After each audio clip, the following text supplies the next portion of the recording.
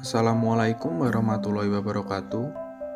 Perkenalkan, saya Raditya Bima Sakti Pradana dari kelas 2D D3 Teknik Kimia.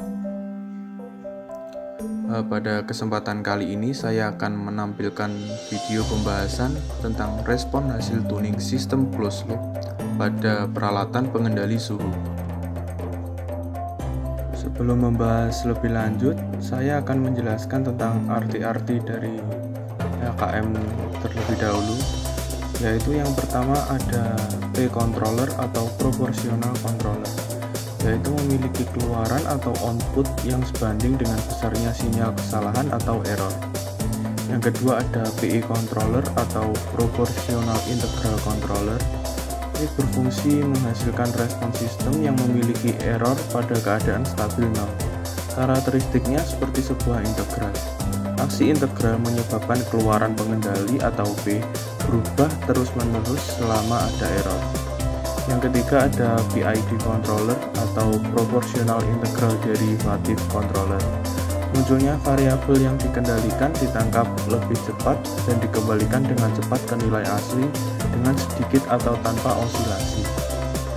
Dan di sebelah kiri ada grafik yang menjelaskan tentang control action.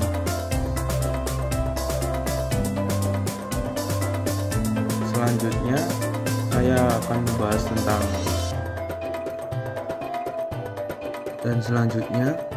rise time atau TR, yaitu waktu pertama kali terjadinya titik potong garis PV dengan SP. Dan time to first peak atau TP merupakan waktu puncak pertama. Dengan settling time atau TS merupakan waktu saat PV mencapai 95% dari SP. Dan yang selanjutnya ada decay ratio, yaitu perbandingan tinggi puncak kedua dengan puncak pertama atau C per A. Yang selanjutnya period of oscillation atau P, yaitu jarak antara dua puncak atau dua lembah. Selanjutnya ada offset, yaitu selisih PV steady state dengan SP. Selanjutnya ada response time, yaitu waktu yang diperlukan untuk mencapai keadaan tuna atau stabil. Yang selanjutnya ada peak overshoot ratio, yaitu A per B. Yang selanjutnya adalah penjelasan tentang PB, tau I, dan juga tau B. Yang pertama, proportional controller. Pada proportional controller hanya terdapat PB atau proportional band.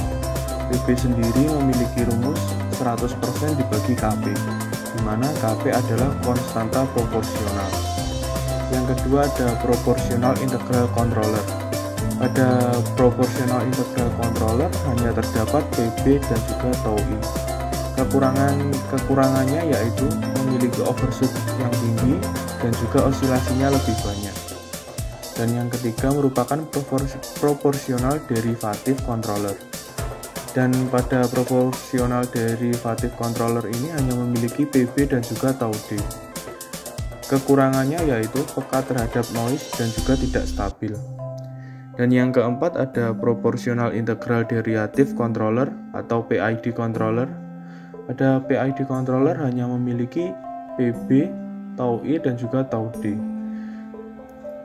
PID controller merupakan gabungan berbagai mode controller. Berikut merupakan LKM saya tentang respon hasil tuning sistem closed loop pada peralatan pengendali suhu. Yang pertama kali ini yaitu pada sheet pertama tentang kondisi kritis. Pada sheet pertama terdapat data hasil pengamatan kondisi kritis, dan dari data tersebut didapat PBJ sebesar 4,5, dan juga terdapat T atau waktu dan juga persen PV. T-nya dimulai dari 0 hingga 393, sedangkan untuk persen PV-nya dimulai pada 42,2% hingga 44,5%. Dari data tersebut bisa didapatkan grafik kondisi kritis. Berikut merupakan grafik kondisi kritisnya. Pada grafik ini, sumbu X merupakan T atau waktu, sedangkan sumbu Y merupakan persen PV. Dan ada soal A2 yaitu tentukan nilai PC berdasarkan grafik di A1 dan parameter pengendali untuk tuning menggunakan metode Ziegler-Nichols. Yang pertama didapatkan data PBC yaitu sebesar 4,5 dan didapatkan PC sebesar 13,1579 dan PC ini didapat dari selisih dari gelombang kedua dan juga gelombang ketiga, dan selisih yang didapat yaitu sebesar 0,5 sehingga dimasukkan ke rumus 0,5 dibagi 1,9 dan 1,9 ini merupakan jarak skala 0 hingga 50 sehingga dimasukkan ke dalam rumus tersebut dan didapatkan hasil 13,1579. Dan berikut ini merupakan grafik model P, PI, dan juga PID yang didapatkan menggunakan rumus metode Ziegler-Nichols berikut ini.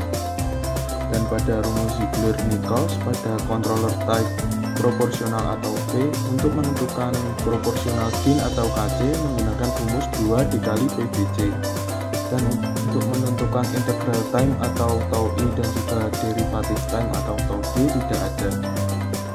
Sedangkan untuk controller type proportional integral atau PI pada proportional gain atau KC menggunakan rumus 2,2 dikali dengan PBC. Sedangkan untuk rumus integral time atau tau I menggunakan rumus 0,83 dikali dengan PC. Sedangkan derivative time atau tau D-nya tidak ada. Dan untuk controller type proportional integral derivative atau PID pada proportional gain atau KC-nya menggunakan rumus 1,7 dikali dengan PBC. Sedangkan untuk rumus integral time atau tau I-nya menggunakan rumus 0,5 dikali dengan PC. Sedangkan untuk rumus derivative time atau tau D menggunakan rumus 0,13 dikali dengan PC. Dan dari rumus Ziegler-Nichols tersebut didapatkan hasilnya yaitu pada model P didapatkan PB sebesar 9 dan didapatkan KC sebesar 0,111 dan tau I dan juga tau D nya tidak ada. Sedangkan untuk model PI didapatkan PB sebesar 9,9, KC sebesar 0,101, tau I sebesar 10,92111, sedangkan tau D nya tidak ada. Dan untuk model PID didapatkan PB sebesar 7,65, KC sebesar 1,31, tau I sebesar 6,5789 dan juga tau D sebesar 1,7105. Dan selanjutnya yaitu pada sheet kedua tentang P. Dan pada sheet kedua ini didapat data hasil pengamatan tuning dengan tipe servo dan pengendali P, dan didapatkan SP1 sebesar 40% dan juga SP2 sebesar 45%. Dan juga didapatkan PB sebesar 9 dan PB ini didapat pada sheet pertama yaitu kondisi kritis, yaitu didapatkan 9, sedangkan tau I dan juga tau D nya kosong. Dan pada sheet kedua ini didapatkan T atau waktu dan juga persentase, dan T atau waktunya dimulai dari 0 detik hingga 434 detik. Sedangkan untuk persentase-nya dimulai dari 41,8% hingga 44,3%. Dan dari data-data berikut ini bisa kita buat grafik kurva respon hasil tuning, dan berikut merupakan grafiknya. Pada grafik kali ini sumbu X merupakan waktunya dan juga sumbu Y merupakan persentase-nya. Dan terdapat soal A2 yaitu tentukan analisis parameter respon hasil tuning. Dan yang pertama yaitu parameter overshoot. Parameter overshoot ini merupakan amplitudo maksimum atau A per B, dan A-nya sendiri merupakan tinggi puncak pertama ini dan didapatkan nilai 1,6 cm, dan juga B-nya merupakan tinggi SP hingga ke NA dan didapatkan data 6,45 cm. Dan dari dua angka berikut ini bisa kita hitung rumus untuk overshootnya, yaitu sebesar 0,18%. Dan parameter yang kedua yaitu decay ratio. Dan decay ratio sendiri merupakan perbandingan antara puncak kedua ke puncak ke-1 atau C per A. Dan C-nya sendiri merupakan nilai puncak kedua berikut ini dan didapatkan hasil 0,4 cm, dan puncak ke-1 berikut ini didapatkan hasil 1,6 cm. Dan dari dua data berikut ini bisa kita hitung untuk decay rasionya menggunakan rumus berikut ini dan didapatkan hasil 0,18%. Dan parameter yang ketiga yaitu peak time atau time of first peak. Peak time sendiri yaitu waktu yang dibutuhkan untuk mencapai puncak gelombang pertama. Jadi, waktu yang dibutuhkan untuk mencapai puncak gelombang pertama ini sudah saya hitung, yaitu sebesar 0,35 cm. Dan setelah didapatkan hasil puncaknya, bisa kita hitung peak time-nya itu sendiri menggunakan rumus berikut ini. Dan setelah dihitung, dia dapatkan hasil 10,94 detik. Dan parameter yang keempat merupakan rise time. Rise time sendiri merupakan waktu yang dibutuhkan untuk menyentuh nilai akhir pertama kali. Dan rise time yang saya dapatkan pada titik berikut ini yaitu sebesar 0,2 cm. Setelah didapatkan 0,2 cm ini, kita bisa menghitung rise time-nya menggunakan rumus berikut ini dan didapatkan hasil 6,25 detik. Dan parameter yang kelima yaitu response time set.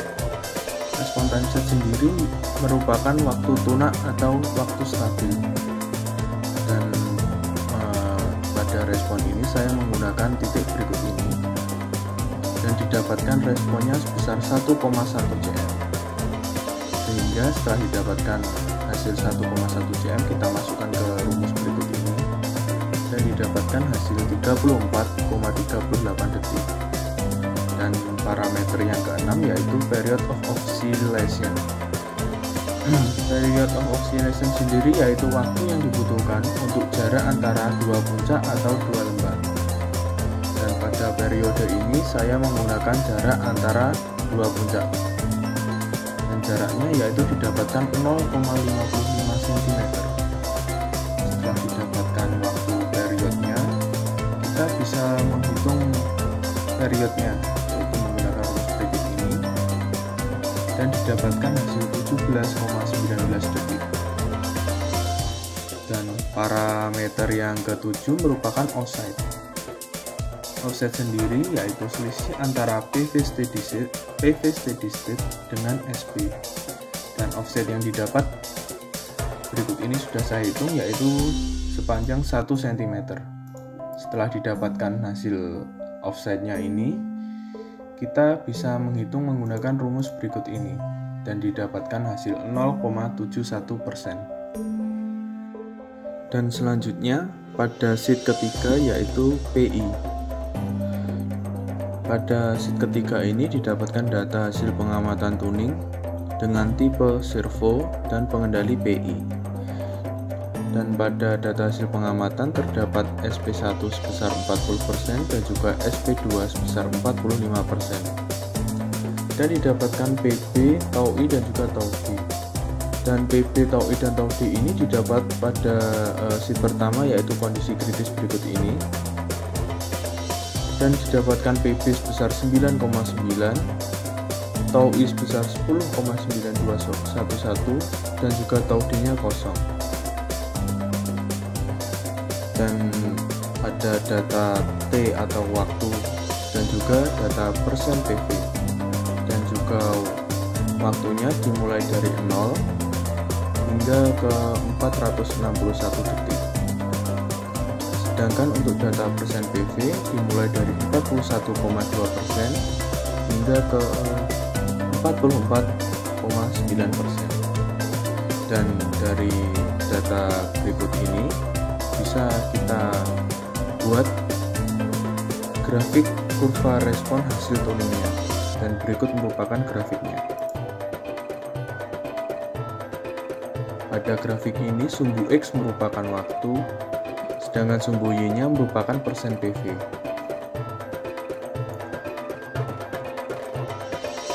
Dan terdapat soal A2, yaitu tentukan analisis parameter respon hasil tuning.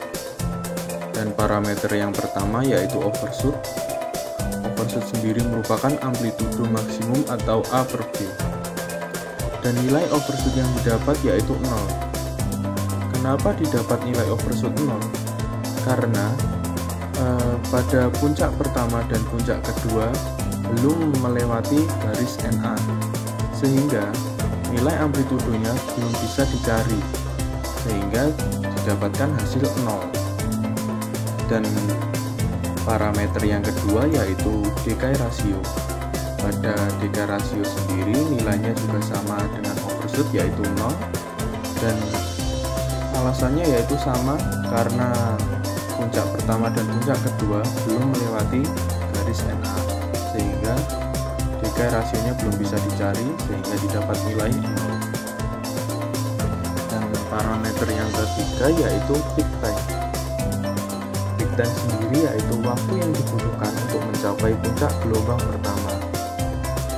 Dan untuk mencapai puncak gelombang pertama ini didapatkan hasil sebesar 0,45 cm.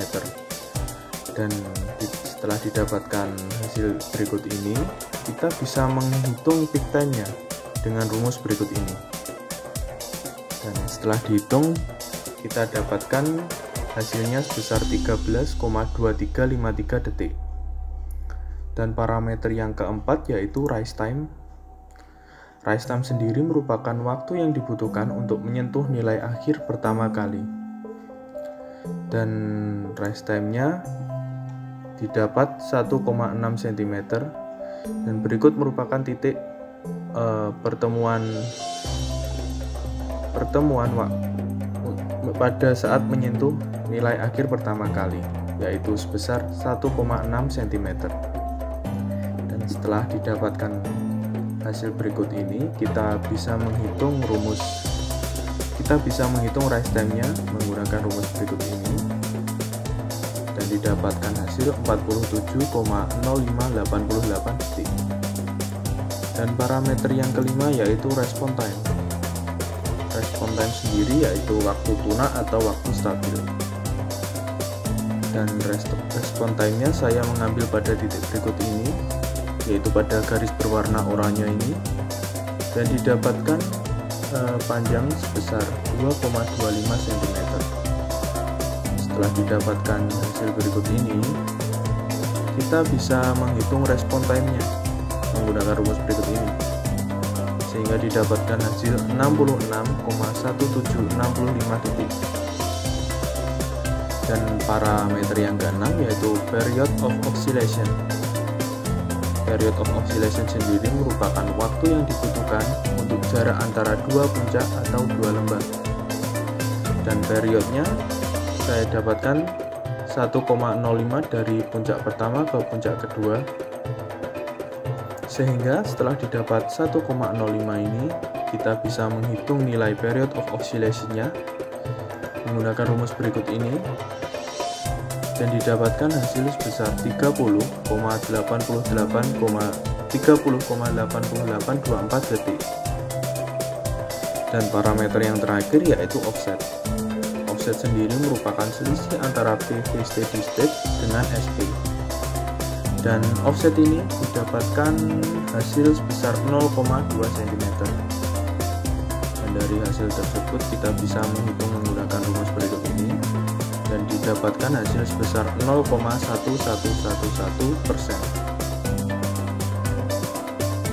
Dan berikut ini merupakan sheet keempat yaitu PID, dan pada sheet keempat didapat data hasil pengamatan tuning dengan tipe servo dan pengendali PID. SP1 dan SP2 nya yaitu 40% dan 45%, dan didapatkan BP sebesar 7,65, Taubis sebesar 6,58 detik, dan juga Taubis sebesar 1,71 detik. Tiga data ini kita dapatkan pada sheet pertama yaitu kondisi kritis. Berikut ini. Dan pada data hasil pengamatan juga terdapat T atau waktu dan juga persen PV. Dan T-nya dimulai pada 0 detik hingga ke 509 detik. Sedangkan untuk persen PV-nya dimulai dari 41% hingga ke 44,9%. Dan dari data-data berikut ini kita bisa membuat grafiknya, yaitu grafik kurva respon hasil tuning. Berikut merupakan grafiknya. Pada grafik berikut ini, sumbu X merupakan waktu, sedangkan sumbu Y-nya merupakan persen PV.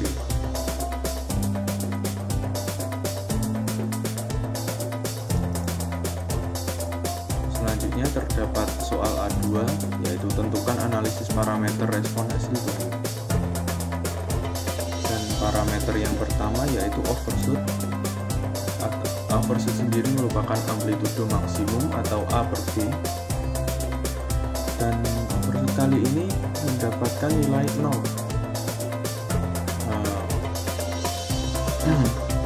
Pada overshoot ini didapatkan nilai 0 karena tidak memiliki amplitudo,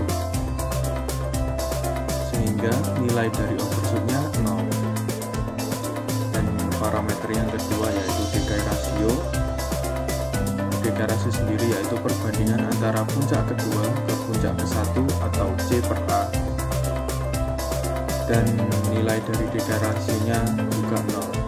Dan alasannya sama dengan overshoot tadi, yaitu karena tidak memiliki amplitudo sehingga nilainya didapatkan 0. Dan parameter yang ketiga merupakan peak time. Peak time sendiri yaitu waktu yang dibutuhkan untuk mencapai puncak gelombang pertama. Dan untuk menentukan puncak gelombang pertama sudah saya hitung dan didapatkan hasil 0,6 cm. Dan setelah didapatkan hasil berikut ini, kita bisa menghitung peak time-nya dengan rumus berikut ini, dan didapatkan hasil 20 detik. Dan parameter yang keempat yaitu rise time. Rise time sendiri yaitu waktu yang dibutuhkan untuk menyentuh nilai akhir pertama kali, dan rise time-nya didapat 0,4 cm pada berikut ini. Setelah didapatkan rise time sebesar 0,4 cm, kita bisa menghitung rise time-nya menggunakan rumus ini, dan didapatkan hasil 13,3333 detik. Dan parameter yang kelima merupakan respon time. Respon time sendiri merupakan waktu tuna atau waktu stabil. Dan waktu stabilnya pada titik berikut ini digambarkan dengan titik-titik berwarna oranye ini, dan didapatkan panjang sebesar 0,8 cm. Setelah didapatkan hasil 0,8 cm, kita bisa menghitung dengan rumus berikut ini, dan didapatkan hasil 26,6667 detik. Dan period of oscillation-nya bernilai 0 karena tidak bisa ditemukan. Dan parameter yang terakhir yaitu offset. Offset sendiri merupakan selisih antara PD steady state dengan SP. Selisih SP dan juga PP didapatkan hasil 0,2 cm. Dari hasil berikut ini kita bisa menghitung didapatkan 0,1. Terima kasih atas perhatiannya. Apabila ada kekurangan dan juga salah kata pada video saya mohon maaf. Wassalamualaikum warahmatullahi wabarakatuh.